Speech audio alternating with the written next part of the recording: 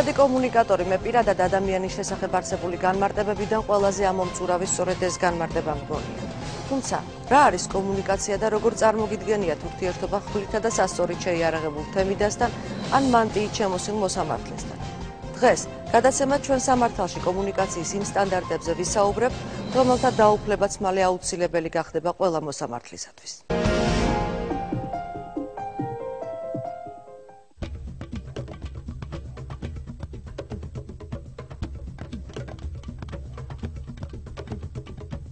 აზროვნებ, მოძრაობ, გადმოსცემ. ესე იგი არსებობ. მაგრამ როდესაც ამა თუ იმ სოციუმის წევრი ხარ, მხოლოდ არსებობით ვერ შემოიფარგლები. თითოეულ ჩვენგანს უნიკალური შინაგანი სამყარო აქვს. ერთსა და იმავე ობიექტურად არსებულ მოვლენას ადამიანები თავისი სუბიექტური რეალობიდან გამომდინარე სხვადასხვაგვარად აღიქვამენ. ხშირად გვგონია, რომ კონკრეტულმა მოვლენამ სხვაშიც ისეთივე გრძნობები უნდა გამოიწვიოს, რასაც ჩვენში აღძრავს.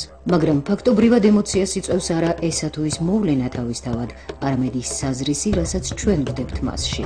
ამ საზრისისა და საწყისის სხვაობას კი რბილად რომ ვთქვათ, გაუგებრობამდე მივყავართ. უკიდურეს შემთხვევაში კი კონფლიქტამდე. იმისათვის, რომ ჩვენს მიერ გაცემული ინფორმაცია მიმღებმა ადეკვატურად აღიქვას, საჭიროა კომუნიკაცია. იცით თუ არა რა არის კალიბრირება? ნამდვილად არ ვიცი. კალიბრირება არ ვიცი. კალიბრირება ნამდვილად არ ვიცი. არა, ზუსტად ვერ გეტყვით არ ვიცი. ანუ კალიბრი ვიცი რაც არის, მაგრამ ალბათ ამასთან არის დაკავშირებული. არ ვიცი. ვერ გეტყვი. კალიბრირება ჩემი აზრით რაღაცის მორგებას ნიშნავს. არა, სამწუხაროდ. სომას. ნამდვილად არაფერი დაშავებულა რომ არ იცით. ეს ის შემთხვევაა, როდესაც პროფესიული ტერმინოლოგია ბუნდოვანს ხდის აზრს. არადა ნამდვილად იცით, კალიბრირება კომუნიკაციის პირველადი ეფექტია. ეს ან საუბარია, ან მანერა, ან ჟესტმიმიკა. თავარია ქმედება იყოს უშედეგო. ადამიანი დაბადების მომენტიდან ბოლო წუთამდე არის კომუნიკაციის პროცესში, ხო?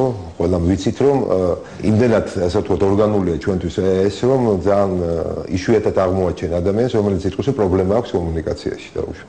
ხა სინამდვილეში კარგი კომუნიკატორები არის ძალიან ცოტა.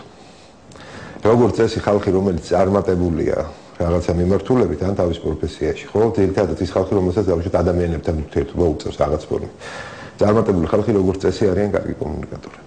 ამიტომ ნებისმიერი, ასე ვთქვათ, პოლიტიკოსი, რომელსაც ჩვენ ხედავთ, ხო, განსაკუთრებით საზღვარგარეთ, რომელიც ასე ვთქვათ, ქარიზმატულია, პოპულარულია, ეს არის წლების განმავლობაში დახვეწილი კომუნიკაციური უნარები. ყველაზე ელემენტარული, რაც ასე ვთქვათ, არ პრინციპია ის, რომ როდესაც მე რაღაცას გიყვებით თქვენ, ანუ ვიყო კონცენტრირებული მსმენელზე და არ ვიყო კონცენტრირებული საკუთარ თავზე. ურთიერთობის ფორმებისა და საშუალებების პარალელურად არანაკლებ მნიშვნელოვანია თუ ვისთან ცდილობს ინდივიდი კომუნიკაციას, ერთ კონკრეტულ ადამიანთან თუ აუდიტორიასთან. განსაზღვრავს თუ არა რაოდენობრივი ფაქტორის სუბიექტის ქცევას. როდესაც მე ურთიერთობ დაუშვათ ნებისმიერ ადამიან კონკრეტულ ადამიანთან და ანუ ეს ეგრეთ წოდებული მიერთების, ასე ვთქვათ, პირველი ეტაპია. რას გულისხმობ, ასე ვთქვათ, მე მაქსიმალურად, ასე ვთქვათ, შევდივარ ამ ადამიანის სამყაროში, ხო? რა ელექტორატი მყავს, ვინ მისმენს, ხო? რა ღირებულებები აქვს ამ ხალხს, რა მოლოდინები აქვს ამ ხალხს. იქნებ ჯობდა საუბარი ასე დაგვეწყო. 2011 წლის 16 სექტემბერს საქართველოს უზენაესი სასამართლოს თავმჯდომარემ კონსტანტინე კუბლაშვილმა სასამართლო პროცესზე კომუნიკაციის ზოგადი პრინციპების დამდგენის სამუშაო ჯგუფის საქმიანობის ანგარიში მოისმინა. დეტალურად არის ახსნილი და განმარტებული თუ როგორ უნდა იმოქმედოს მოსამართლემ, როგორ უნდა დაამყაროს კეთილგანწყობილი ურთიერთობა მხარეებთან და ამის შედეგად საერთო ჯამში მთლიანად მისცეს საშუალება მხარეებს, რომ მათ წარმოადგინონ თავის პოზიციები, ანუ შეუქმნას მათ შეჯიბრებითობის ნამდვილი პირობები.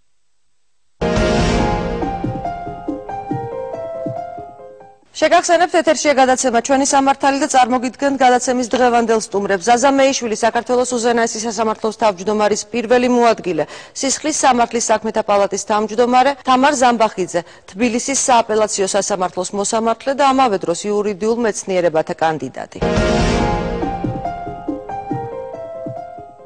მოგესალმებით, ბატონოზაზე, რამდენითაც მე ვიცი, სწორედ ამ სიტყვით უნდა დაიწყოს ახალი საკომუნიკაციო სტანდარტის მიხედვით მოსამართლემ სასამართლოს ხდომა უნდა მიესალმოს დარბაზს. საერთოდ ჩნდება კითხვა, ეს ახალი შემოტანილია კომუნიკაციის სტანდარტები მოსამართლეებისათვის, რამ გამოიწვია მისი დანერგვა და რატომ გახდა აუცილებელი, ვთქვათ, მოსამართლისათვის მოგვეთხოვა კომუნიკაციის ელემენტარული სტანდარტების დაცვა და შესრულება. მოგესალმებით, როგორც თქვენ აღნიშნეთ, მართლმსაჯულების განხორციელება ძალიან ბევრ ფაქტორზე არის დამოკიდებული.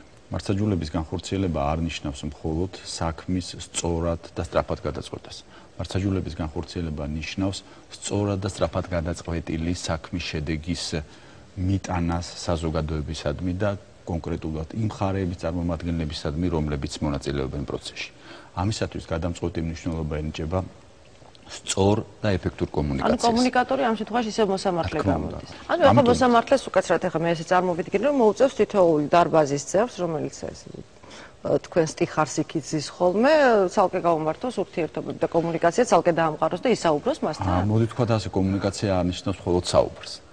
კომუნიკაცია არის ვერბალური, არავერბალური კომუნიკაცია, არის სიტყვიერი კომუნიკაცია, არის ჟესტიკულაციით კომუნიკაცია, არის თვალებით კონტაქტი და ასე შემდეგ. ნებისმიერი ასე თქვა ცხეულის ენა და ასე შემდეგ. ამიტომ, როდესაც ჩვენ კომუნიკაციაზე ვსაუბრობთ, ჩვენ ვსაუბრობთ იმაზე, თუ როგორ უნდა გამოიყურებოდეს მოსამართლეს ხდომის დარბაზში და როგორ უნდა დაამყაროს მან ურთიერთობას ხდომის დარბაზში მყოფ პირებთან, ასაკვირველია პირველ რიგში მხარეებთან, მაგრამ იმავდროულად დარბაზში მყოფ სხვა პირებთან. და კომუნიკაციის სწორად და ეფექტურად დამყარებისათვის ყველაზე მთავარი არის კომუნიკაციის სწორად დაწყება. და სწორად კომუნიკაცია უნდა დაიწყოს სწორედაც რომ შემოსვლისთანავე. რამდენადაც ვიცი მოთხოვნა რომ მიესალმოს დარბაზს. არა მარტო მოთხოვნა არის მისალმებით, მოდით ესე ვთქვათ ხომ, როდესაც ჩვენ დავიწყეთ საუბარი კომუნიკაციების სტანდარტების სრულყოფაზე, ეს არ ნიშნავს იმას, რომ თქვათ დღის მდგომარეობით არ ხდება კომუნიკაცია მოსამართლესა და ხდომის დარბაზს შორის. მაგრამ ძირითადად მე რაც ყოფილა ეს არის რომ ზერად მოიქეცით თორემ მანდატორს მოუწევს თქვენი დარბაზიდან გაყვანა. ეს კომუნიკაციის ერთ-ერთი სახე ალბათ გააჩნია როგორ რა ფორმით იქნება მიწოდებული ეს კონკრეტული ადამიანისადმი და როგორ იქნება აღქმული ეს ხომ. სწორედაც როდესაც ჩვენ ამ კომუნიკაციებზე ვსაუბრობთ, პირველ რიგში უნდა ვთქვათ რომ სასამართლო სისტემაში არის გარკვეული წარმომადგენლები, მოსამართლეები, რომლებიც ახალი სახეები არიან, რომლებსაც ძალიან კარგი ასე ვთქვათ, სწავლა აქვთ გავლილი, ძალიან კარგი განათლება აქვთ მიღებული და აქვთ ასე ვთქვათ, იუსტიციის უმაღლეს სკოლაში გავლილი სპეციალური კურსები, რომელიც გარკვეულწილად კომუნიკაციის სპეციფიურ ურთიერთობებსაც ითვალისწინებს. მაგრამ სასამართლო სისტემაში არის მოსამართლეები, რომლებსაც ასეთი კურსები მეცნიერულ დონეზე, სემინარების დონეზე არ გაუვლიათ და ასეთი ურთიერთობა მხოლოდ საკუთარი პრაქტიკული გამოცდილებიდან გამომდინარე აქვს. ამიტომაც ჩვენი მცდელობა არის ეს, რომ ყოველგვარი ნებისმიერი მეცნიერული, პრაქტიკული საკითხი ერთად მოუყაროთ თავი და შევქმნათ კომუნიკაციის საერთო სტანდარტები. უკვე შექმნილია რამდენი?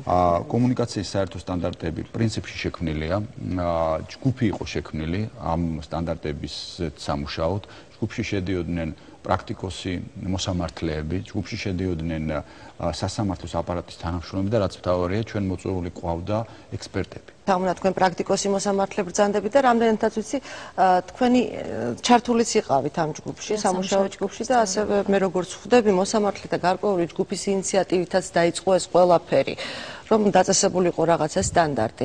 რეალურად დოკუმენტი უკვე შემუშავებულია, თქვენი მოსაზრება როგორია ამ დოკუმენტის შესახებ და რამდენად ადვილი იქნება მოსამართლისათვის სხეულის ენის დაუფლება, იგივე მიმიკისა და ჟესტიკულაციის ენის დაუფლება. საერთოდ უნდა აღინიშნოს, რომ აი ის რეკომენდაციები, რაც ამ ასე თქვა დოკუმენტში წერილობით ჩამოყალიბდა, შეჯერებულ იქნა საუკეთესო პრაქტიკის გაანალიზების და ასევე პრობლემების იდენტიფიცირების საფუძველზე. საუკეთესო პრაქტიკა რას ნიშნავს? ბუნებრივია, როდესაც ჩვენ მსჯელობდით იმაზე, რომ როგორი უნდა იყოს მოსამართლის ქცევა, ამ შემთხვევაში ცალკე თავი გვაქვს პრინციპებში გამოყოფილი, რომელიც გულისხმობს კონფლიქტური სიტუაციების მართვას და მოსამართლის შინაგანი მდგრადობის უზრუნველყოფას. ამ შემთხვევაში ბუნებრივია თითოეული მოსამართლე ინდივიდია და გარკვეულ კონფლიქტურ სიტუაციებზე განსხვავებულად რეაგირებს, მაგრამ საუკეთესო პრაქტიკაში გულისხმება რეაგირების, ასე თქვათ, ის მაგალითები, როდესაც ეფექტურად შეძლებს მოსამართლე ამ სიტუაციის განეიტრალებას, იგივე ხმაურის, ასე თქვა, დაშოშმინებას ხდომის დარბაზში, იმიტომ რომ ნებისმიერი ასეთი კონფლიქტური სიტუაცია ხელს უშლის ბუნებრივია მარცხაჯულების სწრაფად და ეფექტურად განხორციელებას. როგორ უნდა მოუწოდოს წესრიგის დაცვისაკენ, რა მიმართვები უნდა ჩავარდეს და უფრო ამაზეც არის ლაპარაკი ამ სტანდარტებში. რა თქმა უნდა, ამ შემთხვევაში როგორი მიმართვის ფორმა უფრო მისაღები. საერთოდ ამ დოკუმენტის პრიორიტეტი არის ის, რომ აქ ყველა საკითხთან დაკავშირებით დაწყებულის ხდომის გახსნა, დახურვა, გაფრთხილებას ხდომის მიმდინარეობის თაობაზე, ხდომის გადადების შემთხვევაში როგორი უნდა იქნეს მოსამართლის ქცევა, არის მესიჯების სახით კონკრეტული რეკომენდაციები, რაც ძალიან მარტივად აღქმადია და კონკრეტულად იძლევა პასუხებს იმ კითხვებზე, რაც ამ მსგავს სიტუაციებში წარმოიშობა. ხომ არ მეგუყვანს კომუნიკაციის ახალი სტანდარტი და ფორმები ინტერპერსონალური ურთიერთობიდან პერსონალურ ურთიერთობებამდე? რა გარანტია, რომ დარბაზის კეთილგანწყობაზე მომუშავე მოსამართლე მიუკერძოებლობა შეინარჩუნოს? ამის შესახებ ჩვენ რეკლამის შემდეგ ვისაუბრებთ.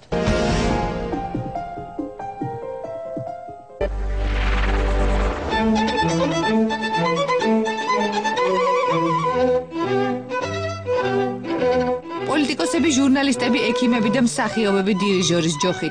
მოვიდა პაციენტი და მეუბნები რომ აი ეს ცხოვრების ჯანსაღი წესი მეთქი აი ერთი პეტრატმიეთი რა ერთი წინ ერთი რა ერთი სად ერთი ორივე ხელი მიგანკალებს ეს ამას არ ეთყობა და ჯოხზე ხო გადადიო ჯოხი შეცვლილი ცხოვრება და ბრძოლა მაესტროს ტიტულის მოსაპოვებლად. ფინალში მინდა გავიდე რომ ბეთჰოვენის მეხუთე სიმფონია უმრავლესობას სიდიში როგორც ყოველთვის მეტარ არიან. ვინ გახდება ოლივერი, ყველაზე ნიჭიერი და არტისტული პატარა მსახიობები. ჩემს იხალ საზღარი არ ქონდა, ის პატნირი და ის ყველადი აიღო. ვინც უყურებს ისინი რაც პრობლემები. მეუბნებიან რომ ოლივერი გახდება. ვიცით, ჩვენე გამბავია. BBC-ს წარმატებული მუსიკალური პროექტები. ნახეთ პირველ არხზე, გადაცემაში ცხოვრება მშვენიერია.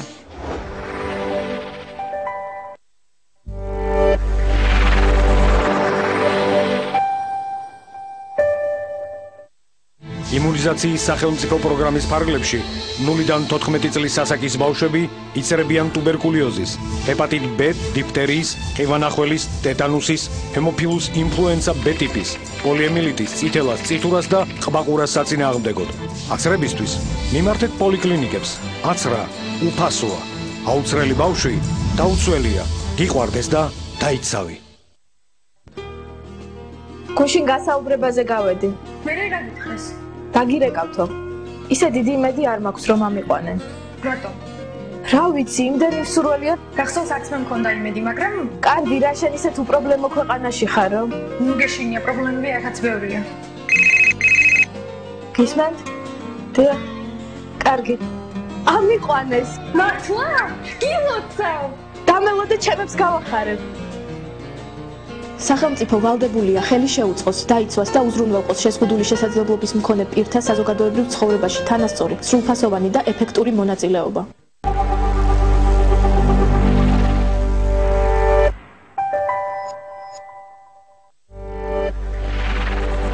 საქართველოს საზოგადოებრივი მაუწყებელი და სომხეთის საზოგადოებრივი ტელევიზია წარმოგიდგენთ კონკურსის დასრულებიდან გალა კონცერტამდე.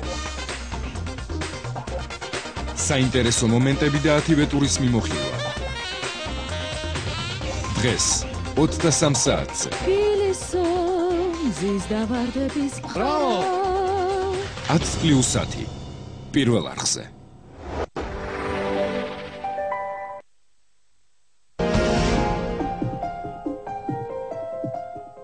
შეგახსენებთ, ეთერშია გადაცემა ჩვენი სამართალი და ჩვენ იმ ახალ საკომუნიკაციო სტანდარტების შესახებ ვსაუბრობთ, რომელიც აუცილებელი გახდება მოსამართლისათვის. ბატონო ზაზა, ჩვენ ახლახანს მოვისმინეთ გადაცემის დასაწყისში უზენაესი სასამართლოს თავმჯდომარის კოტე კუბლაშვილის განცხადება იმასთან დაკავშირებით, რომ მოსამართლეებს დღეს აქეთ უკვე მოეთხოვებათ არა მარტო პროფესიონალიზმი, ანუ კანონების ცოდნა და პროცესუალური ნორმების ცოდნა, არამედ ელემენტარული საკომუნიკაციო ჩვევების ცოდნაც. ჩნდება კითხვა, ხომ არ გამოიწვევს ის, რომ მოსამართლე დაიწყებს გარკვეულწილად დარბაზის კეთილგანწყობაზე, დარბაზის მხრიდან ნდობის მოპოვებაზე მუშაობას, ეს ხომ არ გამოიწვევს იმას, რომ მოსამართლეს მთავარ პრინციპს დაარღვევს, ეს არის მიუკერძოებლობა. რა გარანტია გვაქვს? საკმაოდ საინტერესო შეკითხვა. შეაბუწმეთ თუ არა ეს უკვე პრაქტიკაში? საკმაოდ საინტერესო შეკითხვაა და რასაკვირველია არა. ჩვენ გვაქვს დაახლოებით 19 თავი პირობითად, სადაც დასახული გვაქვს პრობლემები, პრობლემის გადაწყვეტის გზები და რაც ყველაზე მთავარია, გვაქვს მკაფიო, ასე ვთქვათ, მესიჯები, მკაფიო რეკომენდაციები კონკრეტული მოსამართლისათვის თუ როგორ უნდა მოიქცეს კონკრეტულ სიტუაციაში. ეს ეხება ყველა ურთიერთობას, რაც კი კომუნიკაციის ფარგლებში ჩნდება. მაგრამ მეორე სფერო ასაკვირველია კომუნიკაციის სტანდარტების შემოტანა ჩვენ არ მოვახდინეთ იმისათვის, რომ მხოლოდ და მხოლოდ ასე ვთქვათ, კეთილგანწყობაზე იყოს მოსამართლე გადასული და ამით დაივიწყოს ის, რაც არის საქმის ობიექტურად და კანონიერად გადაწყვეტა. ასაკვირველია, ეს ასე არ არის. კომუნიკაციის სტანდარტების სრულყოფილად ამოქმედება და შემოტანა ემსახურება ერთ მიზანს. მოსამართლის მიერ ობიექტური და სწორი და სამართლიანი გადაწყვეტილების მიღების ფარგლებში ამ გადაწყვეტილების დატანა კონკრეტული ადამიანებისადმის და მათთვის გარკვევა იმისა, რომ შემდეგ მოსამართლეს მოუწევს ამ გადაწყვეტილების არა მარტო იურიდიულ და დასაბუთებულ მხარეზე იფიქროს, არამედ იმაზეც პოპულარულ ენაზე როგორ ასაკვირველია, ეს ერთ-ერთი ნაწილია კომუნიკაციის, როდესაც როგორც წესი სასამართლოს გადაწყვეტილების სარეზოლუციო ნაწილის გამოცხადების მერე არის აქ რეკომენდაციები მოცემული, რომ მოსამართლემ გასაგებ პოპულარულ ენაზე მხარეებს, გამარჯვებულს და დამარცხებულს უნდა აუხსნას რა იყო მათი ყველა შეეხება იყოს რა იყო მათი გამარჯვების ან დამარცხების მიზეზები. ეს არის რეკომენდაცია ერთ-ერთი, ასევე როგორც დაწყებული მისამნები და როგორც თქვენ ბრძანეთ, დამთავრებული სხდომის დახურვამდე და გადაწყვეტილების გამოცხადებამდე და პლუს განმარტებამდე.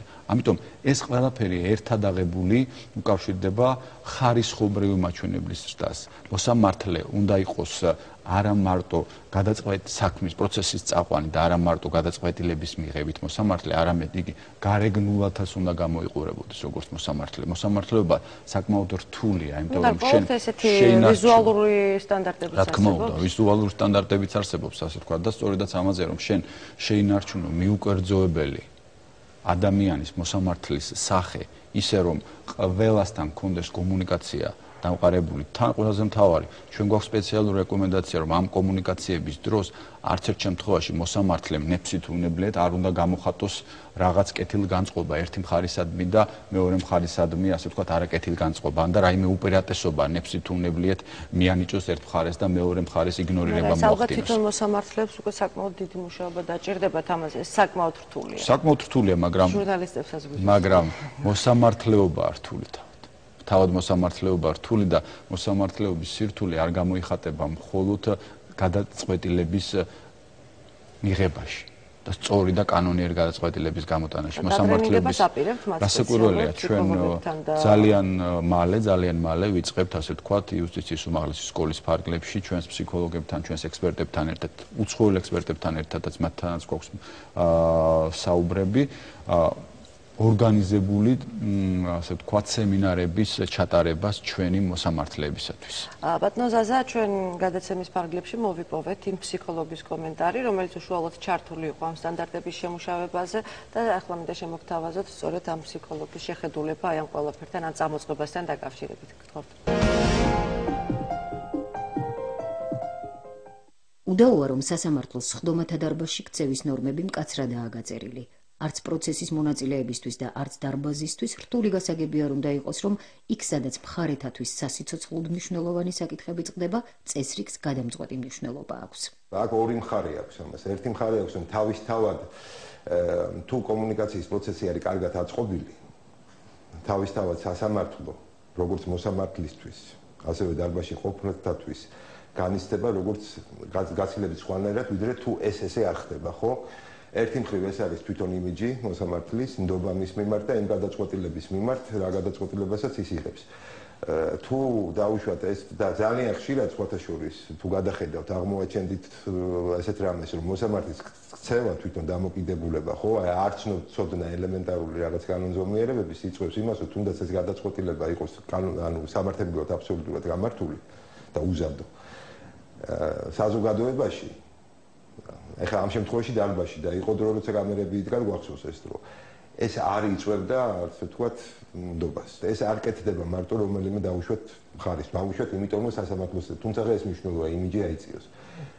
ეს კეთდება იმიტომაც რომ თვითონ მოსამართლემ იგრძნოს თავი კომფორტულად, იმიტომ რომ თუ მის მიმართ იქნება დამოკიდებულება სასამართლო დარბაზში პოზიტიური მას გაუადვილდება მუშაობა ელემენტარულად როგორც ნებისმიერ ასე ვთქვათ სხვა სფეროში. იცით რა არის ეს უფრო ალბათ სტანდარტებია რომელიც ნებისმიერ ორგანიზაციას რომლის საქმიანობაში შედის ადამიანებთან კონტაქტი უნდა კონდეს. ნებისმიერი მომსახურების სფეროში რაღაც გაგებით ახლა სასამართლოს მომსახურების სფეროა და ასეთათაც უნდა განიცდებოდეს ეს უნდა იყოს ადგილი სადაც ადამიანი ეძებს და პოულობს სამართლიანობას და ეს ის ადამიანები არიან რომლებიც აქ მათ ემსახურებიან ხო? ბუნებრივია კანონს თავისი ენა აქვს, მაგრამ ფსიქოლოგებისათვის კარგადაა ცნობილი ტერმინი მეტამოდელი.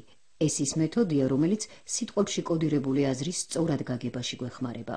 ამიტომ საინტერესოა, როგორია კანონის ენა და როგორ უნდა გადმოსცეს იგი მოსამართლემ მარტივად და გასაგებად. ჩვეულებრივი მოკვდავი რომ დაჯდეს დაუშვათ იურისტებში, რომელიც რაღაცას განიხილავებს ვერ გაიგებს. იმდენად სპეციფიკურია ხანდახან ენა. კარგი კომუნიკაცია ყოველთვის გულისხმობს ერთ რაღაცას. ისევ ვამბობ, მე არ ვყვები რაღაცას იმიტომ, რომ მე ეს ვიცი, მე ამას ვყვები იმიტომ, რომ შენ გაგაგებინო. თუ დარბაზში არის 10 კაცი, რომელსაც არ ესმის ჩემი ენა, უნდა მოვყვე იმ ენაზე, რომელიც მათ ესმით. ურიგო არ იქნება ჩვენი საუბარი ამ სიტყვის ეტიმოლოგიური განმარტებით დავასრულოთ. კომუნიკარე, ძირი ლათინური, განმარტება. გავხადოთ ყველასათვის გასაგები.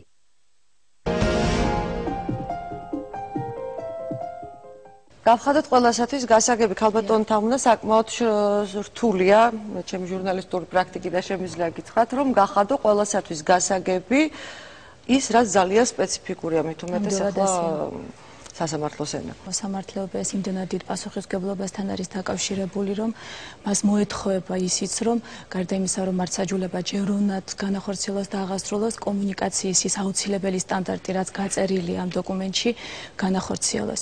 რატომ არის ეს ასეთი მნიშვნელოვანი? მაგალითად, ჩვენ გვაქვს ცალკე რეკომენდაციები, რომელიც გულისხმობს გადაწყვეტილების სარეზოლუციო ნაწილის გამოცხადების შემდგომ ამ ყველაფრის ძალიან მოკლედ მხარეთათვის და დარბაზში მსხდომ პირთათვის გასაგებიანით განმარტებას. არის ამის მიზანი? ამის მიზანი არის ის, რომ ისე დატოვონ მხარეებმა სხდომის დარბაზი, რომ მათთვის იყოს აბსოლუტურად გასაგები, რატომ დასრულდა დავა ამგვარად და არა სხვაგვარად.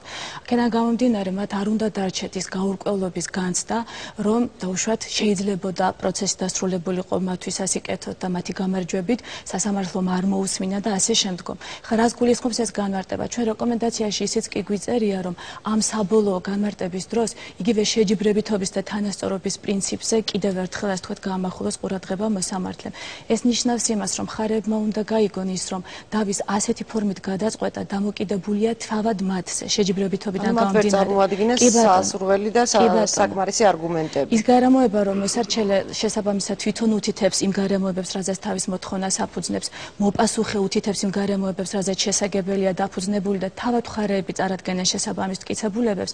სწორედ ეს უნდა განმარტოს მოსამართლემ, რომ კონკრეტულად ასეთი შედეგი დადგა იმიტომ, რომ საქმეში არსებული მტკიცებულებები ადასტურებდა გარკვეულ ფაქტს ან პირიქით. იურისტებს შორის ყველაზე უფრო კომუნიკაბელური ადამიანები ირჩევენ ხოლმე ადვოკატის პროფესიას. რამდენადაც ის მართლა მოითხოვს ადვოკატის ქცევა, ადვოკატის პროფესია გარკვეულად აი ამ სტანდარტების კარგად ფლობას. შეძლებენ ჩვენი მოსამართლეები ამ მხრივ გაუწიონ მათ კონკურენცია. ხო, მოდი ვთქვათ ასე, ჩვენ კონკურენციას არავის არ უწევთ. ჩვენ ასე ვთქვათ, ვართ მოსამართლეები, ჩვენ ვახორციელებთ ჩვენ საქმეს და ამოცანა არის ის, რომ ჩვენს მიერ განხორციელებული საქმე, ჩვენს მიერ განხორციელებული მართსაჯულება გასაგები იყოს მოქალაქეებისათვის, გასაგები იყოს თუმცა მე რატომ ვაბობ ამას, ადვოკატი მაინც შეეცდება შემდეგ თავის კლიენტს დაუსაბუთოს, რომ ის მართალი იყო და მას ორი სტრატეგია აიჩია. გასაგებია გეთანხმებით ის არა მარტო სისხლის სამართლის საქმეზე, არამედ სამოქალაქო და ადმინისტრაციულ საქმეებზეც ადვოკატ წარმომადგენლებისთვის შეიძლება არ იყოს მისაღები, პროკურორისთვის ან სხვა ადამიანისთვის არ იყოს მისაღები, მაგრამ აქ საუბარია იმაზე, რომ ჩვენ თავს კი არ ვიმართლებთ, რომ ეს გადაწყვეტილება იმიტომ მივიღეთ, რომ ასე ვთქვათ, ეს ასე იყო და მეც აღარ ვიზამ და ასე შემდეგ. აქ საუბარია, რომ ჩვენ უნდა გავაგებინოთ იმ ადამიანს, ვისაც სურს, რომ გაიგოს. თუ ადამიანი კონკრეტული წარმომადგენელი, კონკრეტული ასე ვთქვათ, ადვოკატი თუ სხვა წინასწარ ასე ვთქვათ, მიზანმიმართულია იმისთვის, რომ მისთვის მისაღები იქნება მხოლოდ და მხოლოდ მისთვის სასარგებლო გადაწყვეტილება, ამისთვის არაფერს არ გააკეთებს სამართლებრივად მტკიცებულებებს არ წარმოადგენს, ვერ გამოვა ნორმალურად სიტყვით, ვერ დაარწმუნებს ასე ვთქვათ სასამართლოს მისი პოზიციის უპირატესობაში, რა თქმა უნდა, მისთვის მიუღებელი იქნება ის გადაწყვეტილება, რომელიც კანონიერია და რომელიც ასე ვთქვათ დასაბუთებულია, ხომ? ანუ ჩვენ იმაზე კი არ გვაქვს გათვლილი, რომ ვთქვათ პროცესის მონაწილეები ყველა ბედნიერნი იყვნენ ამ გადაწყვეტილებით. ვერ იქნებიან ბედნიერნი, დამარცხებული მხარე ბედნიერი ვერ იქნება, მაგრამ დამარცხებული მხარის კონკრეტული წარმომადგენლები თუ ობიექტურად იფიქრებენ და ობიექტურად იაზროვნებენ მათ ქმედებებიდან გამომდინარე, მათთვის გასაგები იქნება სასამართლოს გადაწყვეტილება. და ერთი შეკითხვა მე რამდენადაც ვიცი, აი ამ ყველაფერს ამ სტანდარტის შემოღებას ერთ-ერთი დასაბუთება წინ უძღოდა ის, რომ ეს გაზრდის სასამართლოსადმი ნდობას. თქვენ მიგაჩნიათ, თუ ჩვენ სასამართლოს აი ამ ხრივ ქონდა პრობლემა? იცით რა შეა საქმე, როდესაც სახელმწიფოში იწყებს დამოუკიდებელი ძლიერი სასამართლო ხელისუფლების შექმნას, როდესაც ქვეყანას არ აქვს თავისი ისტორია დამოუკიდებელი ძლიერი სასამართლოს შექმნის, ბუნებრივია პრობლემები არსებობს და პრობლემები გამოიხატებოდა ასევე ნდობის დაბალ მაჩვენებელში, რომელიც იყო რეფორმის წინა წლებში. თუმცა ნებისმიერი პრობლემების მე ვიცი, რომ საკმაოდ გაზრდილია. საკმაოდ გაზრდილია, მომხმარებელთა კვლევები და არა ზოგადად საზოგადოებრივი.